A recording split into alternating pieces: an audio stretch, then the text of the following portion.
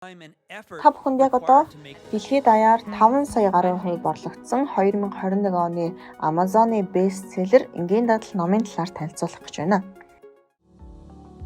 Дадал яагаад чухал вэ? Энэхүү номын гол нуруу нь гарааны тохио буюу сэтэл, игээрэл, өгөөж, үрдүн гэсэн дөрвөн алхамд дадал хэвшлийн загвар, тэдгээр алхмаас үүдэн гарсан зандлын өөрчлөлт авчрах дөрвөн хуулиас бүрдэнэ. Джеймс Клэр өөрийнхөө номд урагшлан дэвших цорын ганц зам бол жижигээс эхлэх хэмээн бичсэн байна. Яагаад энэ номыг энгийн дадал гэж нэрлэсэн болов? Яагаад төгс дадал гээгүй? Яагаад амжилтанд хүрэх дадал гээгүй те? Яагаад томоохон дадалч гээгүй? Зүгээр л энгийн дадал буюу Atomic Habits гэж нэрлэсэн болов. Өөрөөр хэлэх юм бол маш жижигээр дадлыг хэвшүүлэх тухай энэхүү номд заах болно. Та бүхэнд нэг жишээ хэлье. Хэрэв жилийн туршдаа өдөр бүр 1% дэвшил гаргавал жилийн эцэст 37 дахин сайжирсан байна. Харин өдөр бүр 1% буурсан бол жилийн эцэст бараг тэг цэг хүртэл уруудна. Өөрөөр хэлбэл хятад хэлний хичээлээ та нэг өдөр бүтэн хийгээд хятад хэлээр чөлөөтэй ярьдаг болохгүй. Эсвэл 3 өдөр маш их хэмжээгээр дасгал хийгээд хүссэн хувцас санаа зовлтгийн өмсөх хэмжээний сайхан биетэй болохгүй. Хятад хэлний хичээлийг өдөр бүр баг багаар давтаад жилийн эцэст гарах үр дүнг та бодоорой. Эсвэл та өдөрт фитнест ч юм уу эсвэл бага хэмжээгээр дасгал гэртээ хийгээд жилийн дараа гарах үр дүнг нь бодоод үзээрэй. Тэгэхээр энгийнээр маш багаар гэхдээ хэрхэн яаж дадал үүсгэх вэ? Энгийнээр маш багаар үүссэн дадал хэрхэн яаж амжилтанд хүрэх талаар Джеймс Клэр танд хэлэх болно. Номын гол нуруу буюу дөрвөн дадлын тухай хууль байгаа гэж хэлсэн. Ингээд та бүхэнд дадлын тухай дөрвөн хуулийг танилцуулъя. Нэгдүгээрт дадал хэвшлийн үнэлгээний хуудсыг бүгэл ухаарч мэдхийн тулд өнөөгийн дадлуудаа сийрүүлэн бич гэж байна. Хоёрдугаарт түүнийг анхаарал татан болго, гуравдугаарт амархан болго, дөрөвдүгээрт сэтгэл тааламжтай болго. Аливаа дадал олон дахин хийсний үр дүнд тарих тухайн дадлыг ухамсаргүйгээр үлдэж эхэлдэг. Өөрөөр хэлбэл хувцаа эвхэж хийсээр явандаа өөрөө ч анхаарахгүй тайлсан хувцаа эвхээд л хийчихдэг. Гэртээ ороод л тайлсан хувцаа эвхээд хийчихдэг болох юм бол энэ сайн дадал. Гэхдээ үүнийг бид нэр ухамсаргүйгээр үлддэг болно гэсэн үг. Харин огт анзаарахгүй ухамсаргүйгээр хийдэг муу дадал бидэнд хичнээн сөрөг нөлөөтэй бол. Тэгэхээр өөрийнхөө дадлыг сийрүүлэн бичээд анхаарад яг ийм дадал би хийдэг юм байна. Ухамсаргүйгээр үйлдээд байдаг юм байна. Энэ нь надад ийм сөрөг нөлөөтэй юм байна гэдгээ мэднэ гэдэг нь яг нэгдүгээр хуулийн үндэс суурь нь буюу бид нар өөрсдөө танин мэдхэд оршиж байгаа юм байна. Яагаад гэвэл бид нар ухамсаргүйгээр үйлдээд байгаа учраас тэр дадлыг хэр хэдэн удаа хийгээд байгаа. Яг ямар сөрөг нөлөөтэй гэдгийг нь төдийлөн бодож үздэггүй. Хоёрдугаар хууль анхаарал татан болгоно. Мансууруулах бодис, бэлэн хоолны дон, компьютер тоглоом, нийгмийн сүлжээгээр тэнүүчлэх гээд дадал хэвшил олж байгаа бүхэн бидний тархинд дах домофины нейротрансмиттер буюу химийн зөөвөрлөгчтэй холбоотой. Гэхдээ домофин үр дүнд хүрэх бус түүнийг төсөөлөн бодоход илүү их ялгарч байжээ.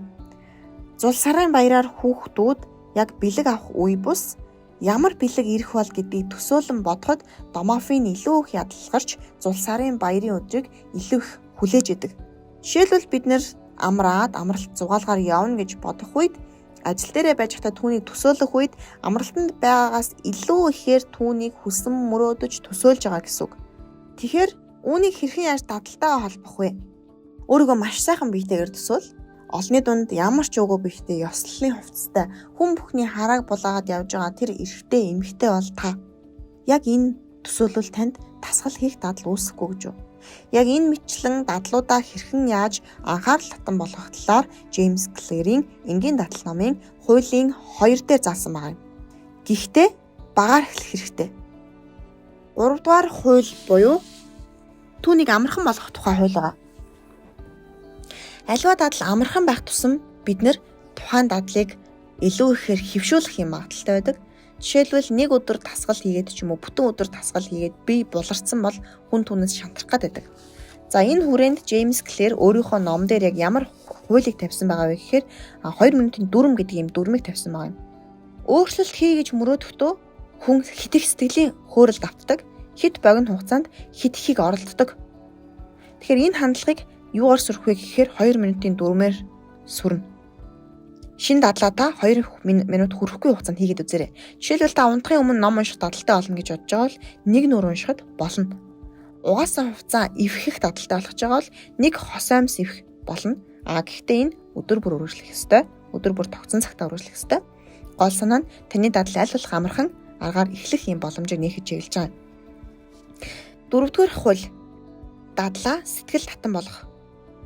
Товчхондоо аливаа дадлыг хэвшлүүлгэй гэвэл түүнийг сэтгэл таатай болгох хэрэгтэй. Жишээ нь нэг их нартайгаа хамт мөнгө цуглуулах дадалтай болохын тулд нэгэн арга хэрэгэлсэн. Тэд гадуур хооллохоо багасгаж гэртээ хамт хоол хийж идэхээ нэмэгдүүлэхийг хүссэн байгаа юм. Ингээд тэдний хуримтлал үүсгээд түүнийг Европ руу хийх аялал гэж хаягилжээ. Тэгээд гадагш гарч хооллоогүй өдөр бүр $50 хуримтлалаа нэмнэ. Жилийн эцэст хуримтлуулсан мөнгөө амралтад зарцуулсан байна. Тэгэхээр энэхүү дөрвөн хуулийг маш өргөн хэмжээнд жишээтэйгээр нь шинжлэх ухааны үндслэлтэйгээр нь дөрвөн бүлэг болоод ингээд заагаад өгчихсөн байгаа. Тэгэхээр бүхэл бүтэн номын талаар энэ бага минутад бид нар бас та бүхэнд ярих боломжгүй гэдгийг та бүхэн ойлгож байгаа. Тэгэхээр номоо уншаад бас илүү дэлгэрэнгүй мэдээлэл авах нэ. За харин тухайн дөрвөн хуулийг уруугаар ашиглан муу зуршлага хэрхэн аргалах вэ? Дадал хэвшлийг үзэгдэхгүй болох хэрэгтэй. Анхаарал татгаргүй болох хэрэгтэй. Хэцүү болох, сэтгэл татан бус болгох гэж байгаа юм. Муу дадал өөрийгөө тэжээдэг чанартай хэмээн номд хэлжээ. Би эвгүй байгаа болохоор та бэлэн хоол идэнэ. Бэлэн хоол идэж байгаа болохоор таны бие эвгүй болно. Зурагт үзснээр танд залхуурах мэдрэмж төрнө. Тийм болохоор бүр ч их үзнэ. Судлаачдын үзэгдлийг сэтгэл өдөөгдсөн хүсэл гэж нэрлэдэг. Муу зуршлыг үгүй хийх шалгарсан аргуудын нэг бол шалтгаан болсон сэтлүүдийг үгүй хийх. Хэрв та өөрийгөө голж хангалтгүй байна гэж бодоод байгаа бол таны атаархлыг төрүүлээд байгаа нийгмийн сүлжээний хаягийг дагах бол энэ бол зан төлөвийг өөрчлөх 1-р хуулийн уруу байдал. Дараагийн нэг арга бол дадал хэвшүүлэхэд үүрэг гүйцэтгэх таны гэр бүл найз нөхдийн үүрэг. Та өдөр бүр дасгал хийх дадалтай болохыг хүсдэгч найз нартай нь орой бүр пив шимж түргэн хоол идэж суудаг бол та өөрийн дадлыг хэрэгжүүлэхэд амар байх болов. Орой телевиз үзэхгүй эрт амарна гэж бодсон ч эхнэр чинь унтлагын өрөөндөө телевиз үзээд байвал та шин дадлаа хэрэгжүүлж чадахгүй. Ямар нэгэн дадлыг амьдралынхаа салшгүй хэсэг болгоё гэвэл та түүний сэдлийг орчин тойрныхоо салшгүй хэсэг болго. Хэрв та гитар тоглохыг хүсэж байгаа бол гитараа зочны өрөөний дунд хэсэгт тавь. Хэрв та илүү их ус уудаг болмоор байгаа бол өглөө бүр хит хитэн савыг усаар дүүргээд гэрийнхээ байнга авч явдаг газруудаа байршуул. Өөрөөр хэлэх юм бол урвуугаар хэрвээ та чихэр идэхийг хүсэхгүй байгаа бол чихрийг нүдэнд харагдахгүй болго. Удаан хадгалагдах үр дүнг олохын тулд нууц нь сайжруулан төгөлдөржүүлэхээ үйл зөксөхөд оршдог. Орой бүр гэртээ ороод гутлаа цэвэрлэж орхидог бол та өдөр бүр гялтгансан цэвэр гуталтай явдаг нэгэн болно. Зогсохгүй урагшласаар таны бүтээж чадах зүйл зогсолтгүй хөдөлмөрлснийхээ үрээр таны босгож чадах бизнес үнэхээр гайхамшигтай. Дасгал сургуулаа тасралтгүй хийсээр өвтгш бие бэлтрийг цогцлох, тасралтгүй суралцсныхаа үрээр хичнээн их мэдлэг хуримтлуулах, хурааж хадгалсаар асар их хуримтлал үүсгэх тань үнэхээр гайхамшигтай. Анхаарал халамжаа хязгаарч умарталгүй явсаар дотн сайхан нөхөрлөл зогслох тань гайхамшигтай. Бичил дадлууд аваардаггүй, тэд нэгдэн нийлдэг. Энэ бол бичил дадлын атом мэт их хүч, өчүүхэн өөрчлөлт, гайхамшигт үр дүн.